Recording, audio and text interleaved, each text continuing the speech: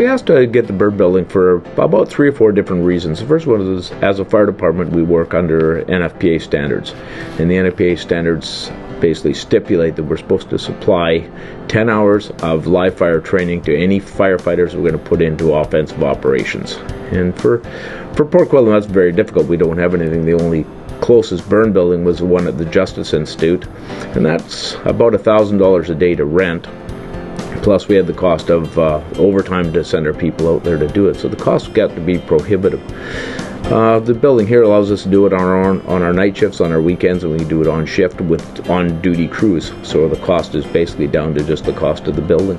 The cost of the building and the cost of the pallets, which we're getting for free at the time. The building we build outside is 3 stories, and basically what we designed the building to do, if you notice, it has balconies off it. It was designed to represent 3- and 4-story walk-up apartments, which I believe we have somewhere around the neighborhood of 300 in Port Coquitlam. And there was some concerns raised why we didn't have stairs off our balconies, and the reason behind that was specifically is it's designed to do 3- and 4-story walk-up apartments, as we see that as one of our major life safety risks in Port Coquitlam, and our crews are trained to ladder the buildings from the outside, whether we're using ground ladders or our ladders that come on our trucks. So by doing this, we can either do an internal attack up the internal stairways, or we can use it off the balconies. And we're trying to get as many training options out of that building as available. Well, we set out a number of steps we go through. The first step is we design a lesson plan. So we sit down and try to figure out, okay, what do we want to accomplish out of this training session? Most of our training sessions are an hour to an hour and a half long. So what do we want to accomplish? Are we working on rescue? Are we working on a fire attack? Are we working on ventilation? So we set that out. We do a classroom session in a training room, and once we have that done, we'll brief the crews on what we expect from them to do outside, and then we'll just run the scenario.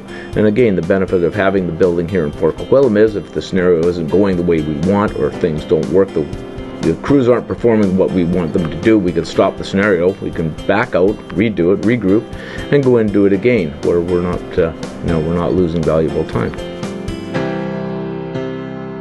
Some of the other aspects is, they call it a cold start, and basically what we're doing is we're taking firefighters, new recruits, we're just going to be hiring some in the next little while, and taking new recruits, sitting in there, and we just basically sit them on the floor, light the fire, and they watch the progression of fire. And there's a lot of things that we teach them and we talk about in our fire training that are hard to get out of a book and hard to get off a video when you actually get the concept inside, where you can see the smoke levels develop at the ceiling. And if you at head level, you won't be able to see your hand in front of your face for the smoke, but if you look at the floor, it's clear. And that's why we teach them, if you're going in, to stay low.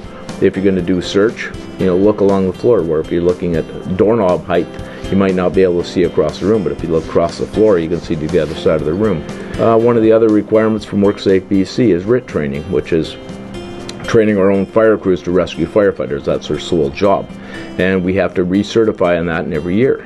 So that's an area where we can do it now. We've been using the house outside, but we've been using that for 6 or 7 years now, and it's become so commonplace, there's no way to change it up. So this gives us, again, another opportunity to meet a WorkSafe BC regulation that we haven't been able or had difficult meeting in the past.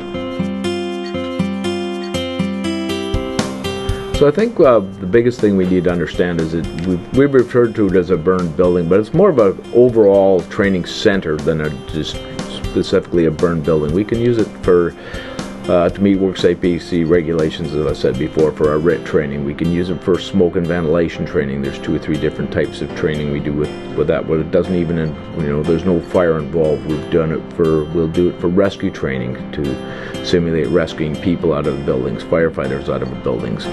We're looking at building one area again for using propane training props for teaching fire extinguisher training, which we do to the public and to the school kids.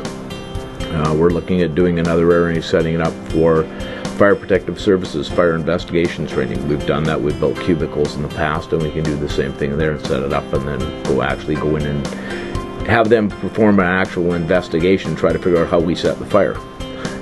So there's a lot of problems. You tie that into the confined space rescue, the technical rope rescue, the ladder work for not only the ground ladders but for the ladders off our trucks. pumps and pumping evolutions, standpipe operations, hose work. There's a whole host of things to do. It's not just a burn building where we're just going to be going in there and burning. The burning part is an incredibly important part. It's the only way we can provide that to our fire crews, but it'll be used on almost a daily basis once we get going for a whole host of other issues involved that the fire services got into.